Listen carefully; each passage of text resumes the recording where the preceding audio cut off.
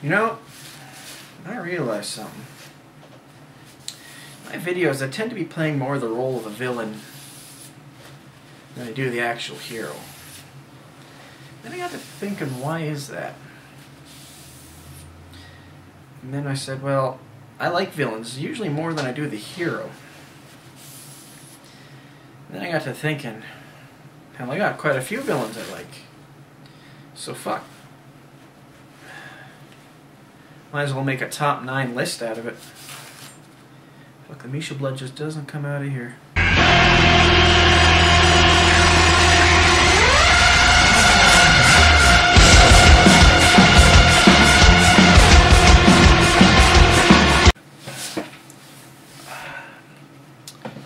Alright, now before I show you my top 9 villains, there's something I need to let you know. That is that there is no true top 9 villains. Now, the reason I say this is because simply talking to other people about the best villains in just about everything, we came to a realization that there really is no top villain list. Sure, you can put people on there and give them good reasons, but besides what they mean to you, what do they mean to your viewers? And yeah, you can have your viewers vote, but like Kay said for Men in Black, a person is smart. People are dumb, panicky, dangerous animals, and you know it. And you see, that's the problem. Letting people vote on these kind of things. I'm not saying voting's bad, it's just a lot of people are just gonna vote for who's cool. A lot of people like Sephiroth and they like Vader. And I'm pretty sure there's reasons why people like him so much, but they aren't going to put that thought into it. They're not going to be, well, I like Vader because he blew up fucking planets and he rules with an iron fist. And like, no, I like his design and the breathing thing. And you know, design is another factor when factoring in how cool a villain is or what makes a villain good. Like Sephiroth, a lot of people do not like his design because he looks like a fucking fairy, and I see where they're coming from. And that's the problem. Everyone's got their own opinion about it. Everyone probably has their own list of villains and which one's better than the others. And you know, you can't really judge a villain by what they do because they're limited to the world they're in. You can't judge a villain that's based in a real world compared to one that's based in either an anime or a comic. You can't. They're limited to the world. You can't have a guy based in the real world suddenly get psychic powers unless it is in that universe. Like, that's the problem. And really, what I'm trying to do is I'm going to give you a list and hopefully give you good reasons of why I think they're on there. Because gotta try something different. So, here we go. Here's my top 9 villains. Hope you enjoy her.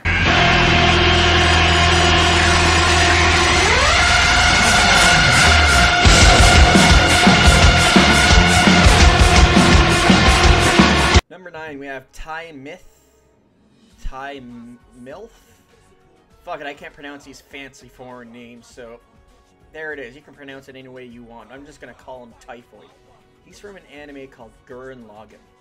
Now, to fully understand why he's on my list, there's something you need to know about me. I do not like anime. It's so run-of-the-mill from the setup to the characters, and everything in between is just a carbon copy of some other anime.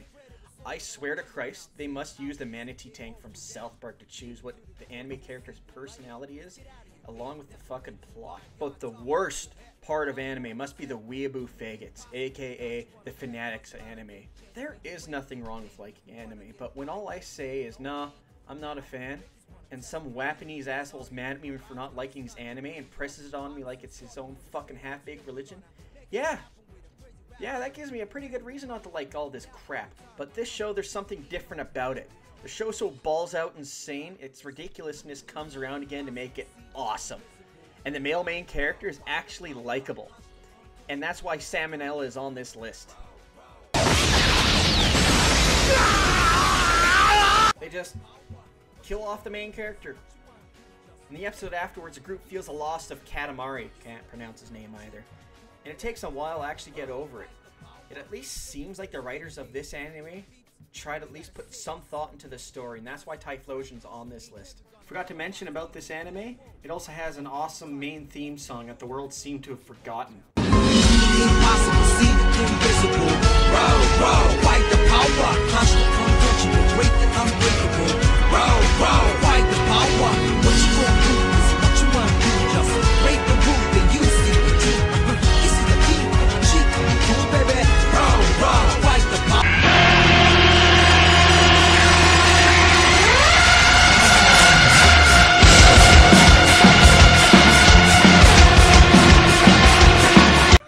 8, Bowser comes in. Now, Mario and Bowser might not have started the princess being captured by a fire-breathing lizard, but for God's sakes, this duo has done it more times than any other. And every time Bowser has confronted Mario, he's lost. Every single time! Hell, he's such a lame villain, he even plays golf, soccer, races karts, and has dance-offs with Mario. By all means, Bowser is a lame villain, and he shouldn't be on any villain list, but try to look at it from a darker perspective. Bowser's lost so many times, he's decided to try a different route. He's gonna get close to Mario, hang out with him, play games, that kind of stuff. He learns Mario's strengths and weaknesses and becomes his close friend, and when the time's finally right, he nabs the princess. Bowser hasn't been playing nice with Mario, he's been keeping his friends close and his enemies Mario closer, and that's why he's number 8.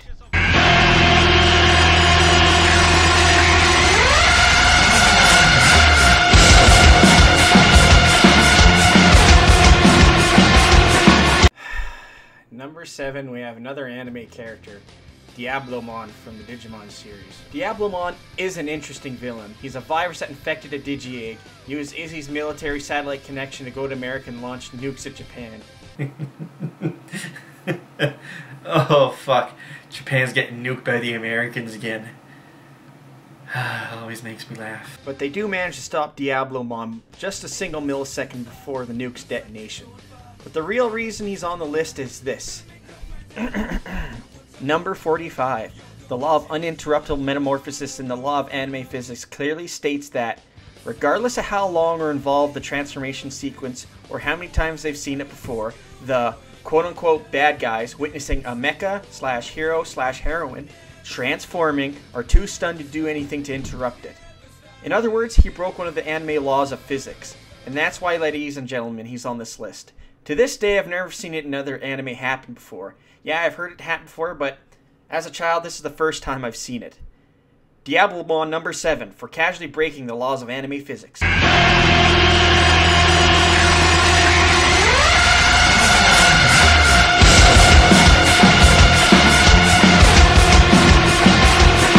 At number 6, we have Mewtwo from the Pokemon movie. Pokemon has always been a lighthearted show that follows a basic formula. Here, I'll lay it out for you. Oh, wow! A Pokemon! Oddish, this Pokemon is typically found roaming the forest, scattering pollen as it walks around. I'll catch it! To protect the world from devastation! To unite all peoples within our nation! To denounce the evils of truth and love! To extend our reach to the stars above! Team Rocket, blast off at the speed of light! Surrender now, or prepare to fight! That's right! Aha! A piece of cake! That was easier than taking candy from a baby!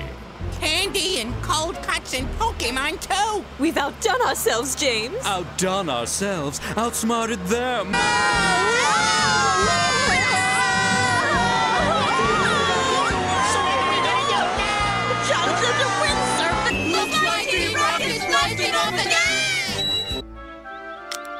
Eevee, the evolution Pokemon. It has the potential to evolve into any one of 3 different Pokemon. Whoa! Then I want one! And that's the thing, Pokemon's never really had a villain. Yeah, you could consider Giovanni being the villain, but seriously, the guy's too fucking lazy to go out and get this super Pikachu. Mind you, they forget about that a few hundred episodes in. And instead he sends 2 of the worst flunkies I've ever seen in the existence of anything. And that's including Hack and Slash. Don't worry, you'll be knowing about those 2 soon enough. But seriously, he's not really much of a villain. He doesn't really do much besides send those 2 idiots out to go do shit. So, the only thing really left, since we don't have any human villains, would have to be a Pokemon villain.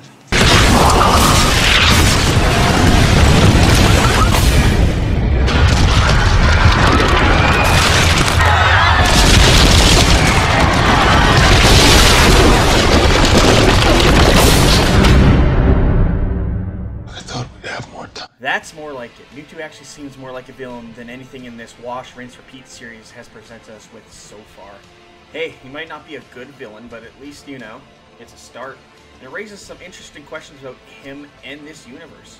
For example, like all this technology, was it stolen by Mewtwo or did he create it? If he did create it, what impact would it have on humanity and Pokemon alike? Mewtwo learned to make genetically superior Pokemon clones and Pokeballs that could capture Pokemon within their trainer's balls. How is this whole place powered? What move in Pokemon allows Mewtwo to create hurricanes at will? Generally, there are a lot of interesting things I like about Mewtwo, but there are also a lot of interesting things I would like to know about him. And that's why he comes in at number 6. Mewtwo, a Pokemon who has better use of the 2012 trailer than Michael Bay ever did.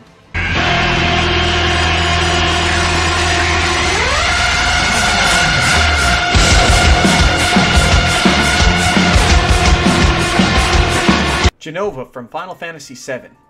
Now when you ask people about Final Fantasy VII, what's one of the first characters that come to mind? No, guess again.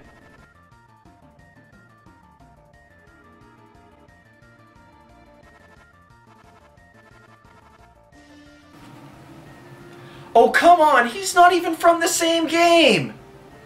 He's not even a named character! Fuck it! Proves my point! Jenova! Yeah, she's such a villain. People really didn't notice her until someone fucking raised the flag. Now people are going, she's actually the villain, because think of it like this. This is what she's done. She's 1. Caused the extinction of an entire race.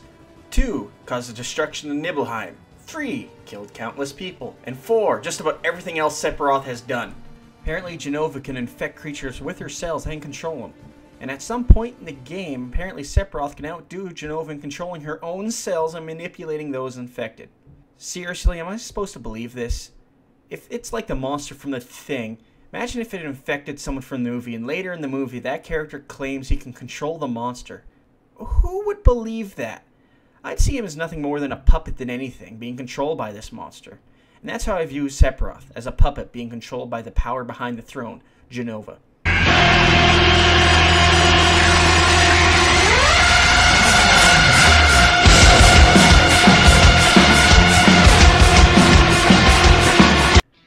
Aizen from Bleach.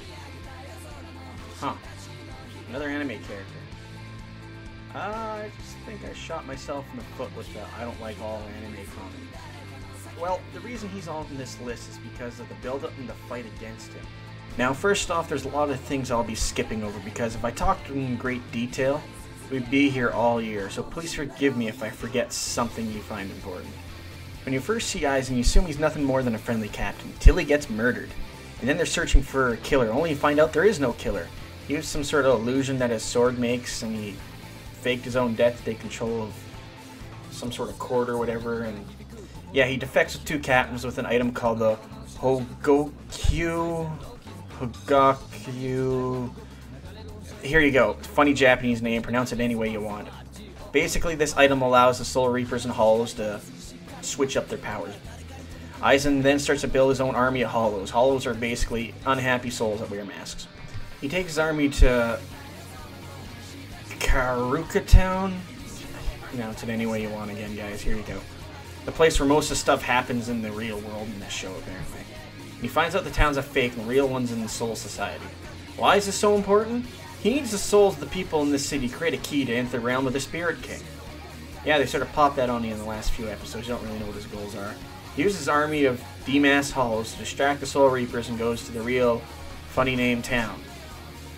There he's mainly stopped by Ichigo, but really, it's a group effort. And this takes place over 308 episodes. In other words, on October 5th, 2004, the series began, and February 8th, 2011, Aizen was finally defeated. That is 102.5 hours of them building up to this. And that's including the pointless filler that I didn't know I was watching until I watched it all. Like I said, he's on the list for the build-up and the final end to the threat that is Aizen, and the 100 or so episodes that you feel it the whole way. Oh yeah, on a side note, check how many forms this guy has.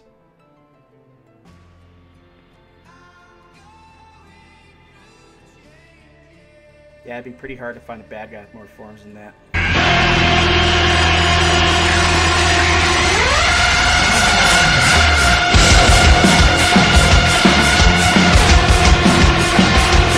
Arthas from Warcraft. Arthas is on here for his rise and fall as a hero and his rise and fall as a Lich King. Arthas was a paladin prince who wished to protect his people, and when his people were threatened by the plague spread by Mal'Ganis, he seeks to stop the destruction and save his people from the terrible effects of the plague, simply by burning the infected city of Stratholme to do so. He follows Mal'Ganis north to Northrend to make him pay for his crimes, and he meets up with his friend Martin Bronzebeard, who helps him out. Having his armies called back to Lordaeron by his father, Arthas has the ships burned so his armies can't return and continues his campaign to hunt down Mal'Ganis. Losing the fight, he hears of a weapon that can turn the tide of this war, a weapon called Frostmourne. Despite the sword being cursed, Arthas grabs it and Meriden Bronzebeard is killed in the process. He eventually fights his way to Mal'Ganis and slays him and vanishes into the snow. He returns and turns Lordaeron into part of the Undead Empire after killing his father. We catch up later with Arthas as he's squeezing out the last survivors of Lordaeron when the Lich King tells him somebody's trying to kill him and he needs to haul his ass to Northrend before Illidan comes to finish the job personally. Arthas fights his way through the Naga army, the Blood Elf army, and the Burning Legion, in other words, a shitload of demons, and defeats Illidan. This scene that plays out, it'd be a lot easier to just watch. Glad you could make it, Uther. Watch your tone with me, boy. You may be the prince, but I'm still your superior as a paladin. As if I could forget. Listen, Uther. There's something about the plague you should know. Oh no. We're too late. These people have all been infected. They may look fine now, but it's just a matter of time before they turn into the undead. What? This entire city must be purged. How can you even consider that? There's got to be some other way. Damn it, Uther. As your future king, I order you to purge this city. You are not my king yet, boy. Nor would I obey that command even if you were. Behold, Meriden, our salvation. Frostmourne. Halt, lad. There's an inscription on the dais. It's a warning. It says, "Whomsoever takes up this blade shall wield power eternal. Just as the blade rends flesh, so must power scar the spirit." Oh, I should have known. The blade is cursed. Let's get the hell out of here. I would gladly bear any curse to save my homeland. Leave it be, Arthas. Forget this business and lead your men home. Damn the men! Nothing shall prevent me from having my revenge, old friend. Not even you. Now, I call out to the spirits of this place. I will give anything or pay any price if only you will help me save my people.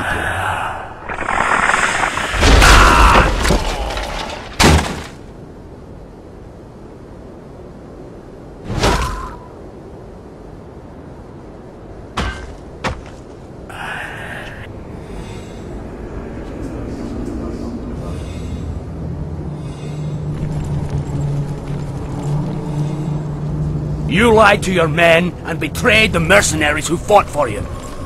What's happening to you, Arthas? Is vengeance all that's important to you? Spare me, Meriden. You weren't there to see what Mal'Ganis did to my homeland. Now, for the final scene, listen closely to what you hear whispering in the background. It is important.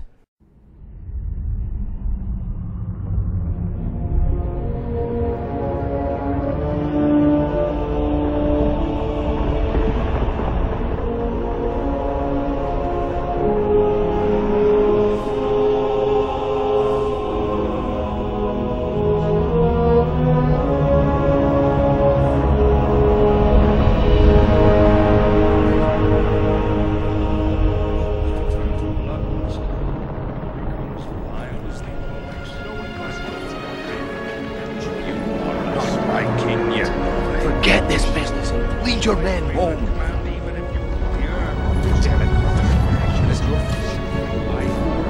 You lost your mind, Arthas. You lied to your men and betrayed the mercenaries who fought for you. What's happening to you, Arthas? Some prince will find only death in the cold for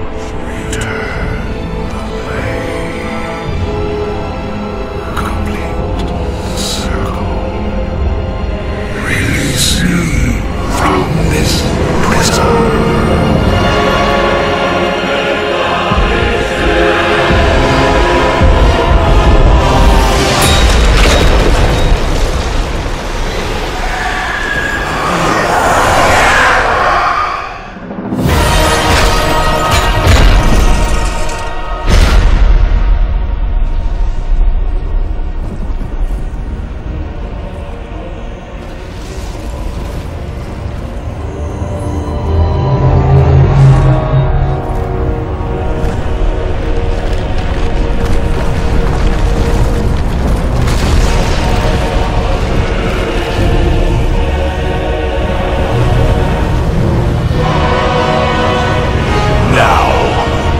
We are one.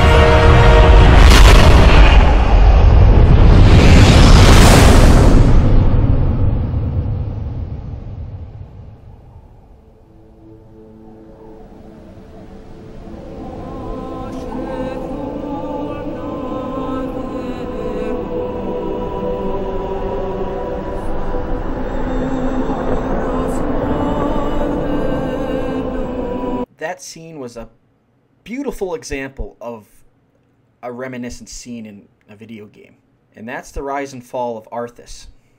Now, we're on to the rise and fall of Arthas the Lich King. Leaving him exactly where he was at the end of Frozen Throne. The opening of Lich King, you see him reminiscing about his father's lessons, about leading his own people. Twisted by not him being the king of Lordaeron, but him being the king of the dead as you see him lead his army of his own dead people to war. Really, he's on this list because he's a well-executed, well-planned, reminiscent villain, haunted by the pasts of what he used to be and what he's done and what he is now. Hell, even the song that plays sounds very reminiscent. The song's called Arthas My Son.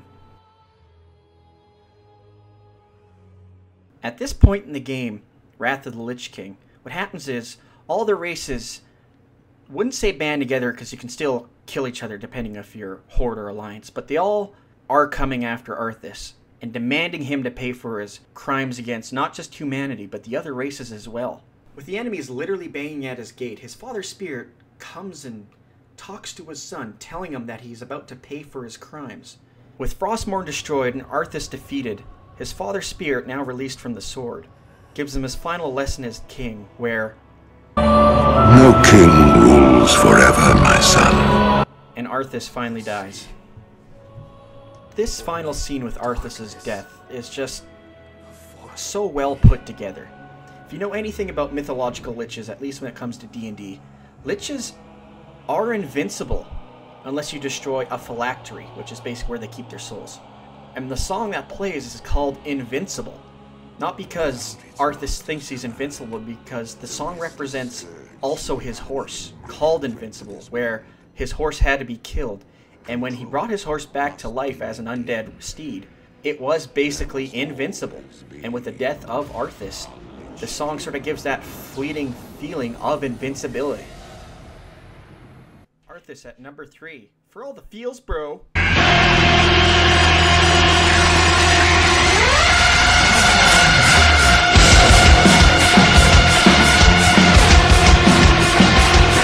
Megabyte from Reboot. Now, this show does something special with itself. It completely 180s itself around. If you're not really sure what I mean, let me explain it to you. First, besides being the first CGI cartoon out there, there's nothing really good about this show. The characters are so run-of-the-mill and they try to cover up the fact by making them look colorful. And the villains are just as bad. We have Hexadecimal only being slightly better than her brother Megabyte. Here, just listen to the description of these villains. Just imagine you're pitching it to a broadcasting company.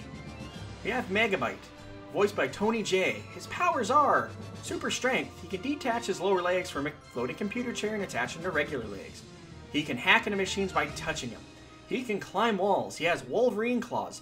He's super smart. He's made of some metallic alloy. And we have his sister. She can fly. She can create viruses. She can control nulls, which are basically intelligent blobs. She has a force field, telekinesis, can charge death cannons, and she can breach firewalls. Now, these villains sound quite interesting, right? No, they're not interesting. Megabyte must be the most stereotypical villain played by the most stereotypical villain voice. And Hexadecimal is a stereotype of the insane villain. The only redeemable thing about her is I like how she changes her mask every time something passes in front of her face. And if you think I'm skipping over the main characters, it's because I am. They're even worse than the main villains. They're all fucking annoying, especially Enzo, Hack, and Slash.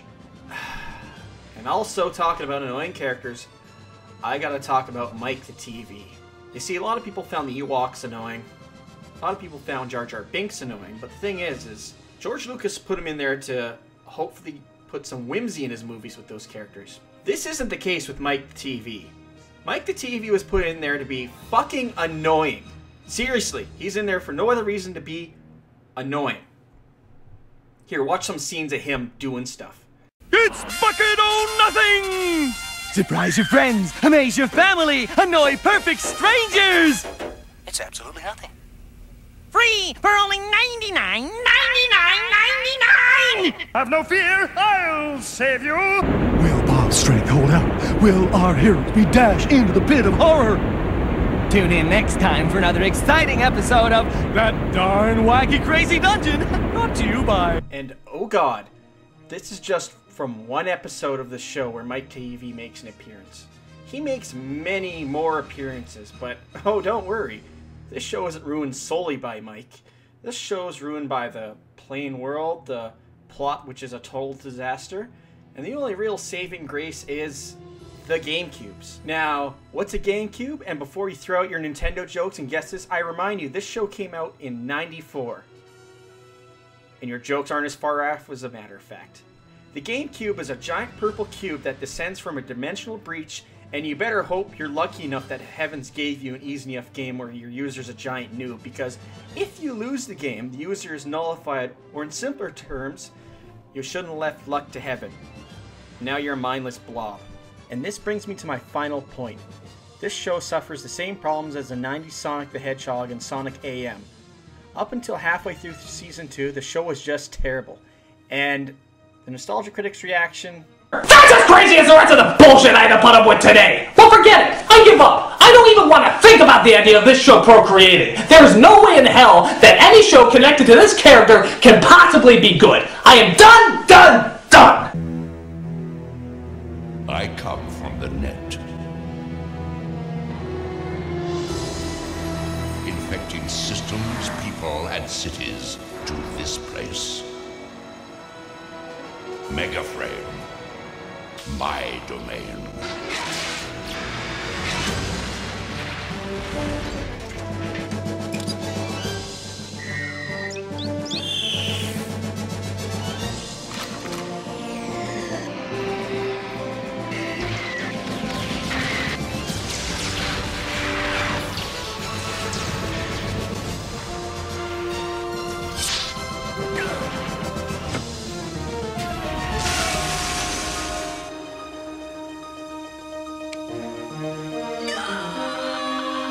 My format, virus.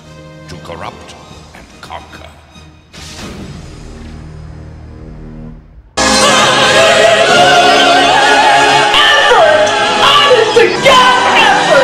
Works perfect, actually. That's exactly how I felt for the show. The first 1.5 seasons was just awful. Then everything after about the halfway point through Season 2, the show just gets its shit together. It's amazing what they get accomplished in these few episodes. Bob is banished to the net, and Megabyte and Hexadecimal take on a new, darker personality. Here's a short list of what goes down with Megabyte. He revives his dead sister, and enslaves her at that after she was disintegrated by a GameCube. Mercilessly sends his own minions into a death trap. Seizes control of Mainframe after Enzo leaves. Decapitates Falling's head and tortures him for the codes to get out of Megaframe. Oh god, and the characters. What a turnaround they do with them. Like, hack and slash. Hack and slash. They actually get redeemable. You know, they're still annoying, but at least they redeem themselves a little bit. And Enzo, oh my god.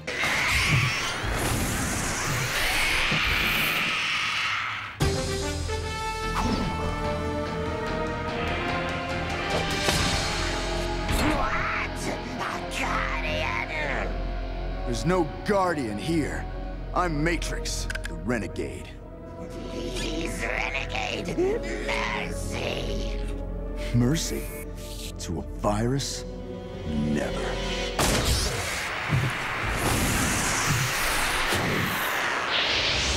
He's a fucking badass now. And when he goes up against Megabyte in a fight, all grown up, it is fucking awesome. Like, there are some great scenes in this fight. Let me show you some. Like this scene here, where Megabyte calls Enzo a pussy for using weapons. And he responds by caving in his metallic chest.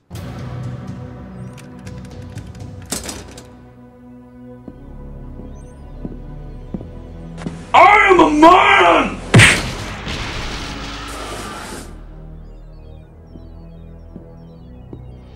Another great scene in the fight, when Enzo gets kicked down the side of the principal office by Megabyte.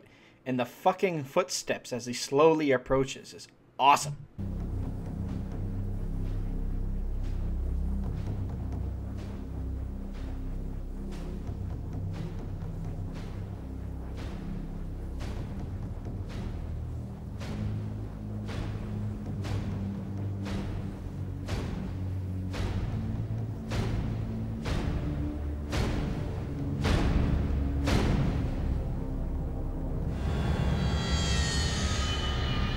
He is eventually defeated when he tries to escape to the web, and Mouse double-crosses him, and he's dragged into a portal by a web creature.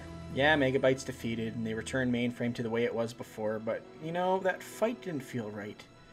Most of the time it was Bob dealing with Megabyte, and you know, yeah, they worked together to fight a super virus, but, I don't know, Megabyte was really the main bad guy in that. If there was only some way he could have him come back and... Yeah, so the show continues on.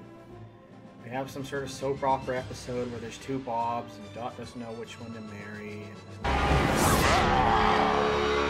Holy fuck, Megabyte's back. Awesome. Now the show's worth watching again. Like I said, this show pulls a whole 180 with itself. Here's the start of the show. Two-dimensional and likable heroes and villains. Dull-looking world.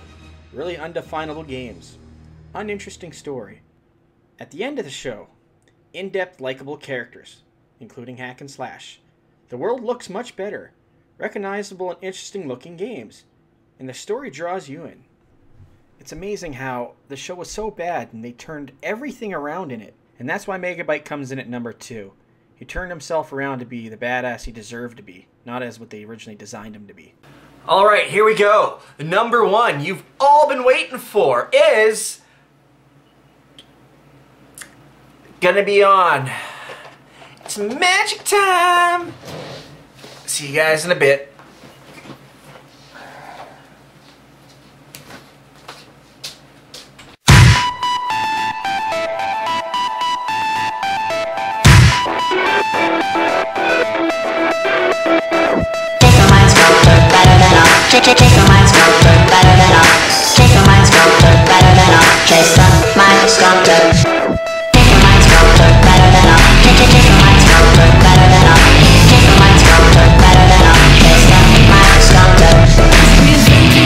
San Diego, Moonlight Control was what we played, so already showed every last throw. Jason Mind Sculptor, better than you know. What's the big deal about the magic ace on $100 bills, Jay's face on each one? Just that I've been winning a ton, and I've been having more fun than legally done. I found Jace a year ago, see, or should I say that Jace found me? But more comedy, cause it's desperate, please. Jason Mind Sculptor set me free. Was Jason Mind Sculptor single-handedly responsible for the resurgence of the American magic scene, yes, very easily. Jason Mind Sculptor, better than us. Jason Mind Sculptor, better than us. Jason Mind Sculptor, better than us. Jason Mind Sculptor. Jason Mind Sculptor, better than us. Jason Mind Sculptor, better than us. Jason Mind Sculptor, better than us. Jason Mind Sculptor. Jason Mind Sculptor. Yeah, better than all. Fellow the planes walk the ball.